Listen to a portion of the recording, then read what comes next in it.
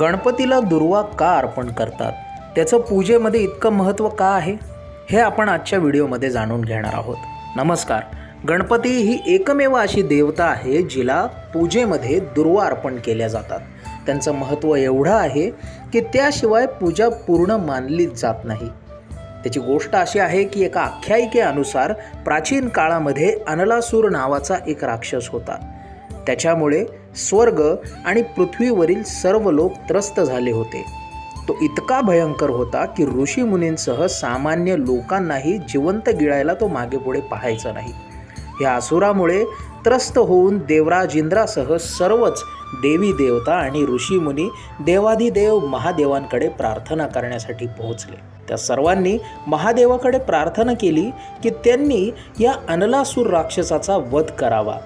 तेव्हा महादेवांनी ह्या सर्व देवी देवता आणि ऋषीमुनींची प्रार्थना ऐकून घेतली आणि त्यांना सांगितलं की अनलासुराचा अंत हा फक्त आणि फक्त श्री गणेशच करू शकतो.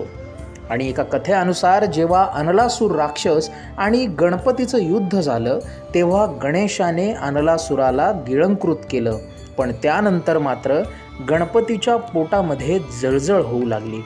ती इतकी भयंकर होती की अनेक प्रकारचे उपाय करण्यात आले तरीसुद्धा ती जळजळ काही शांत होत नव्हती. या गणेशाच्या पोटातील जळजळीचं नेमकं काय करायचं? त्यावेळी कश्यप ऋषी नावाचे एक मुनी होते ज्यांना एक युक्ती सुचली. त्यांनी दुर्वांच्या 21 गाठी बांधल्या किंवा ज्याला आपण जोड्यासुद्धा म्हणतो. त्या 21 जोड्या त्यांनी श्री गणेशाला खायला दिल्या आणि जेव्हा गणेशाने दुर्वा खाल्ली तेव्हा त्यांच्या पोटामधील ती भयंकर जळजळ शांत झाली आणि तेव्हापासूनच भगवान गणेशाला दुर्वा अर्पित करण्याची परंपरा सुरू झाली.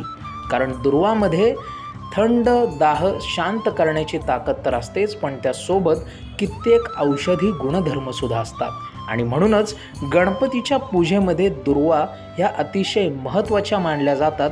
अन्यथा गणपतीची पूजा ही अपूर्ण समजली जाते. तुम्हाला ही माहिती कशी वाटली आम्हाला आवर्जून सांगा व अशीच माहिती दररोज मिळवण्यासाठी सबस्क्राईब करायला विसरू नका आपल्या चॅनलला व तुमच्या एका गणेश भक्त मित्राला हा व्हिडिओ शेअर करायला विसरू नका. धन्यवाद. जय गणेश.